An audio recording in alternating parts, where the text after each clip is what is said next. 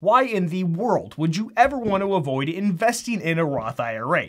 All that sweet, sweet tax-free growth that daddy government can't get its irresponsible hands on. Fool me, we can't get fooled again. It really pains me to make this sort of video because a Roth IRA is one of my top 2 favorite investment accounts. But it has to be done. I woke up and decided to choose violence this morning, so why not start with the most controversial reason to avoid a Roth IRA, and that's if you haven't invested in your HSA yet. Put your pitchforks down for just a minute and hear me out. Contributions into a Roth IRA are taxed at your current income rate.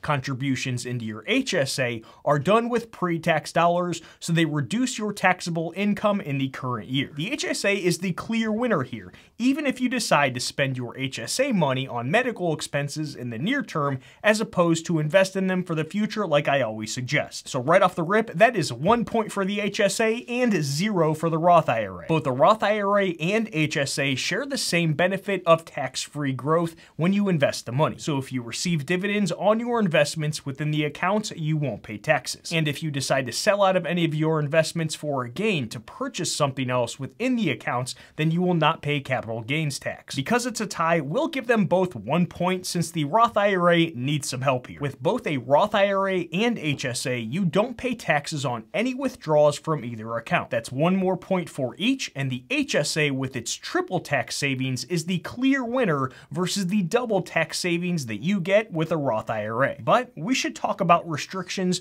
with spending HSA money versus with a Roth IRA. With a Roth IRA, you have free reign to spend the money on whatever you want without paying taxes or penalties as long as it's done after the age of 59 and a half. Yes, with a Roth IRA, you can withdraw your contributions at any point in time before then without paying a penalty. But if you do this, then you get to go on my list of one of the dumbest people I know. What is going on?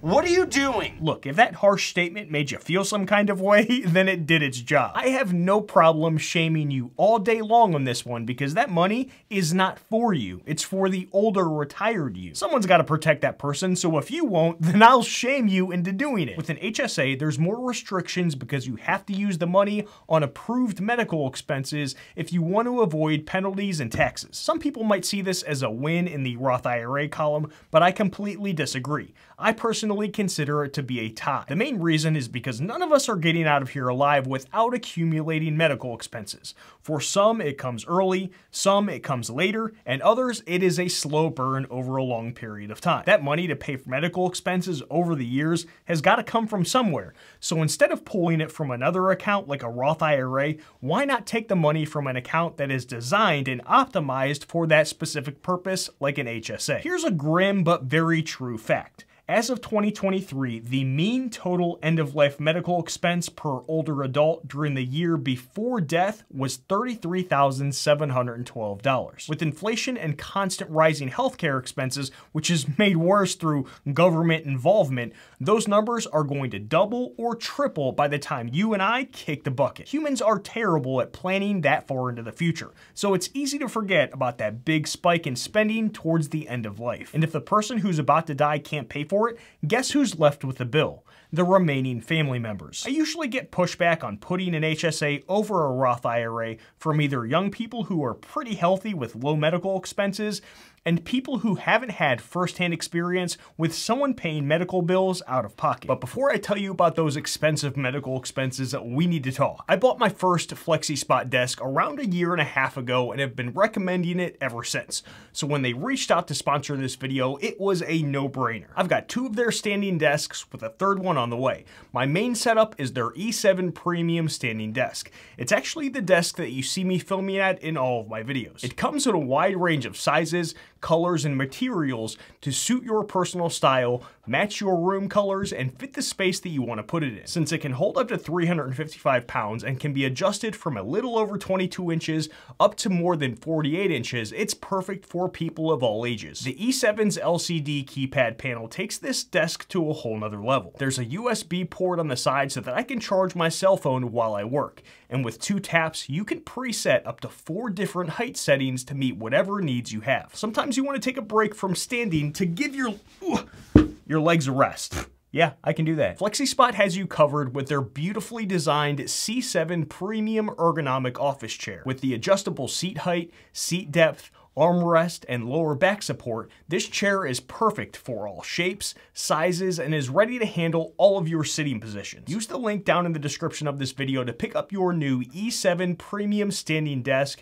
and C7 Premium Ergonomic Office Chair. Thanks again to FlexiSpot for sponsoring this video. Here's a little context so you fully understand where I'm coming from with the importance of prioritizing an HSA. My mom has a genetic disease and has been in a nursing home for the past 8 years and will continue to be in there for the rest of her life. It's insanely expensive. I'm talking thousands and thousands of dollars every single month. Oh, and by the way, the level of care she gets is absolute trash. Another family member of mine just had a stroke. His insurance policy says that they'll cover between 21 and 100 days in a rehab facility. They, of course, only covered 25 days, then said, he's got to go home. Guess who paid $350 out of pocket per day to keep him in there to get the proper care that he needed for just a little bit longer? It sure as heck wasn't the government, health insurance, Santa Claus, or the tooth fairy. I've talked to 5 different medical caseworkers and can confirm that insurance companies will literally wheel somebody out of a rehab facility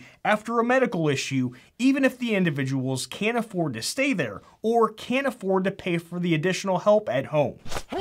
My friends, this whole medical expense thing, once you dive into it, is no joke. This is why I prefer to fund an HSA over a Roth IRA to prep now for those expenses that are guaranteed to come at some point in the future. In a perfect world, you'd max out both accounts, but not everyone can do that. If after all of that, you still want to fund a Roth IRA before an HSA, then have at it, because either way, I'm not losing sleep over your decision. Another reason to avoid a Roth IRA is if you're over the income limit to be able to contribute directly, or you're not sure if you're going to be over the income limit by the end of the year. For 2023, the income limit is $153,000 for single filers and $228,000 if you're married filing jointly. If you contribute directly to a Roth IRA and you end up over the income limit by the end of the year, then you have to do a little bit of work to get the money moved back into a traditional IRA. If this is the case, you essentially contact your brokerage to tell them what happened. They can usually walk you through the process of what's called recharacterizing your contributions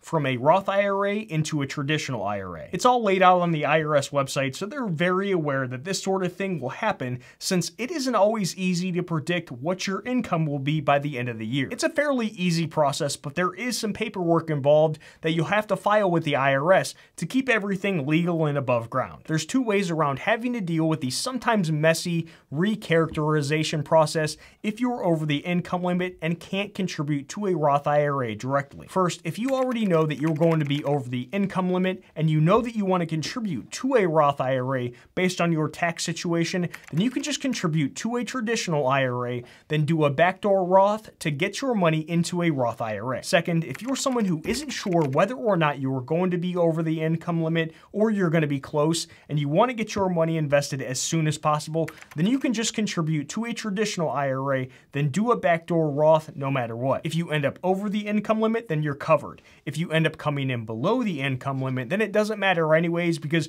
you're already paying the taxes when you do the backdoor Roth, which you would have needed to do anyways if you contributed to a Roth IRA directly. I have a couple more things here, but you know what? I don't feel like going into detail on all of them because they're pretty self-explanatory, so here is the condensed version. The first is to make sure that you're investing up to your employer's match before investing in your Roth IRA because it's free money and it's a part of the compensation that your employer is offering you. Kind of like vacation days. So you not taking that money would be like them offering you 30 days vacation per year and you not taking any of them because I don't know, why would anyone not take all of their vacation days? Second, make sure all of your high interest debt is paid off before investing in your Roth IRA because whatever the interest rate is a guaranteed return if you pay it off. What's high interest debt? Here's a quick way to get an answer to that question. Take your expected long-term investment returns within a Roth IRA, then subtract out the interest on that debt. If the number is negative, then pay that sucker off before investing in your Roth IRA, because that's how much you are losing by keeping it around. So if you expect an average annual return over the long term of 7% and you have credit card debt with a 20% interest rate, then you're at a negative 13% rate of return. In this case, it's not cheaper to keep her. I make an exception for car debt because not only are you losing money on the interest, but that stupid thing is losing value faster than the NFTs all those kids were buying up back in 2021. Either way, pay it off even if you have a positive rate of return, and pay cash for those stupid things going forward. I also make an exception for student loan debt because daddy government decided to get involved, which has not only driven education costs through the roof, but they also made it so that your only option to get rid of them are to pay them off, get disabled, or die. Help support the free content on this channel in the description down below. Hold on, listen, this video to your left was handpicked specifically for you, so you probably want to watch it to have your life absolutely changed. Done.